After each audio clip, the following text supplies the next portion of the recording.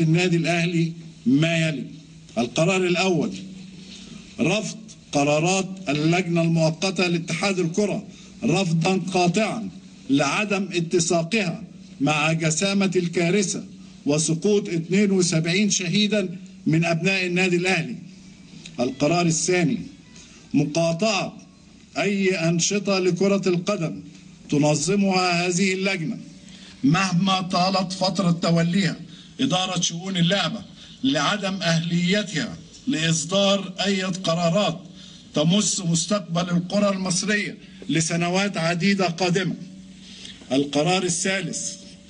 قرر مجلس إدارة النادي الأهلي اتخاذ كافة الإجراءات القانونية أمام لجنة التظلمات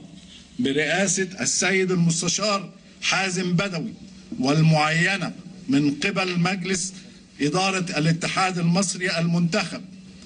قبل استقالته للحفاظ على حقوق النادي وشهدائه. كما تبين لمجلس الإدارة أن اللجنة المؤقتة تجاهلت عن عمد عند توقيع العقوبات العديد من الوقائع، نذكر منها عقوبة إلقاء الصواريخ والشماريخ على لاعبي الأهلي قبل وأثناء وبعد المباراة، عقوبة قيام مدرب حراس المرمى للنادي المصري بالإشارة إلى جماهير النادي الأهلي بين قوسين بالذبح أثناء المباراة،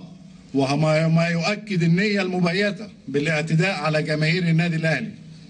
عدم محاسبة حكم المباراة والمراقب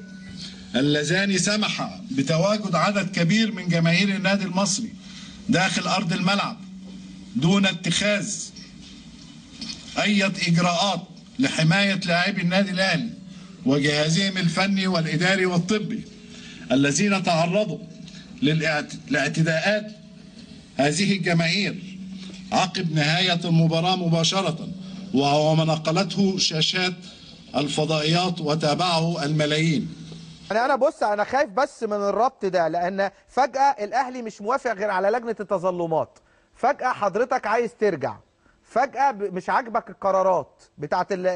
بتاعت المصري والأهلي، فجأة لازم تروح لجنة التظلمات اللي الأهلي معترف بيها، وحضرتك بتقول لي لجنة التظلمات أو هرجعها للانضباط لو ما راحتش لجنة. يعني أنا شايف في حاجة مريبة.